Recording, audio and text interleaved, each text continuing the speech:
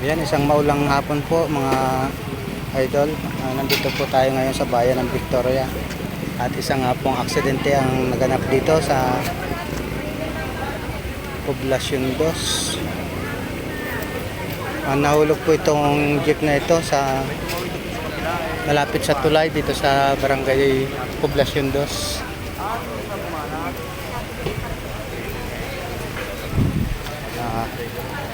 Masyadong lakas ng impact nito mga idol. Tanggal ang mga gulong.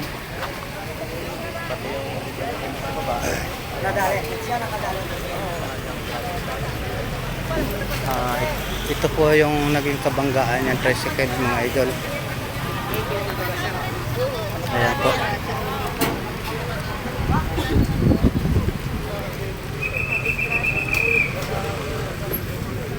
Ngayon lang po ito mga idol. Ngayon lang nangyari.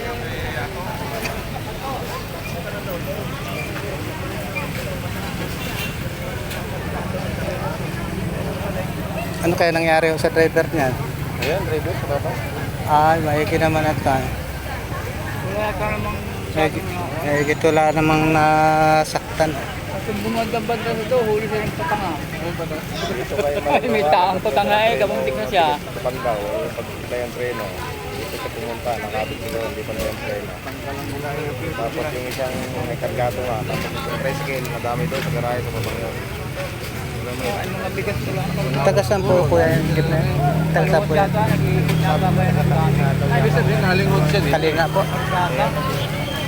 Kaya ano naman bibili daw yung pang-tigas kay Freeman. Ang dami na ano dito kanina. Tricycle, wala lang ano, wala kang marata lang daw ulit.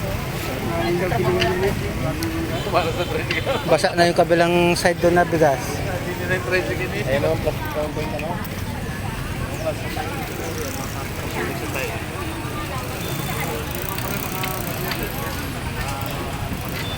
Yan mga idol, tanggal talaga ang dalawang gulong nito, magkabila.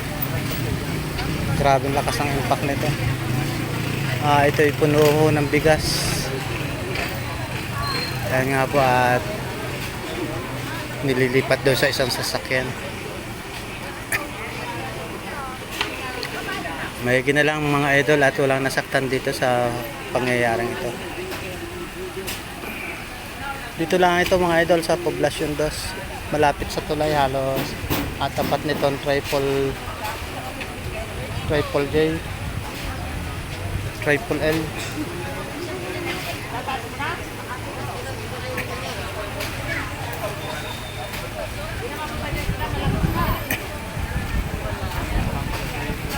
Yan, namaman daw ng patanga si brother. May huli.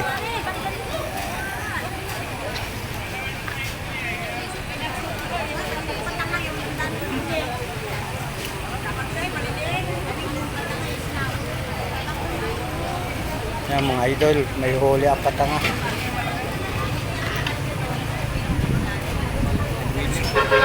Circle ito eh.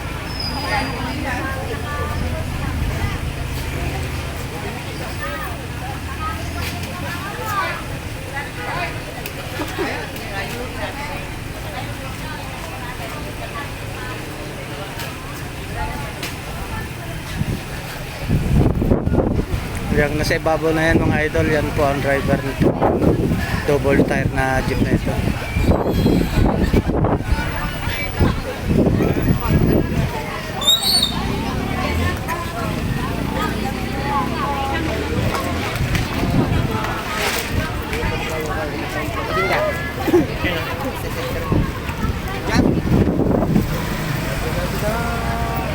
Sayang ang tricycle mga idol. Nakaparking lang pala ito, nadamay pa.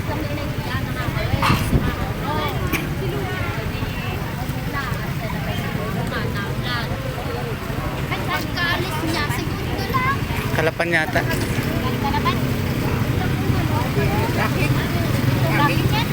Tracking, double tire na jeep.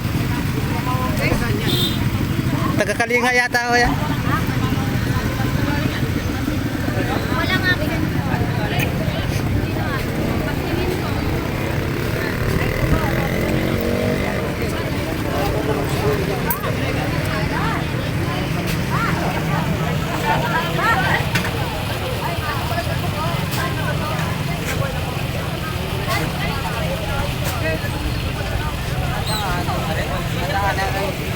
Sige lang.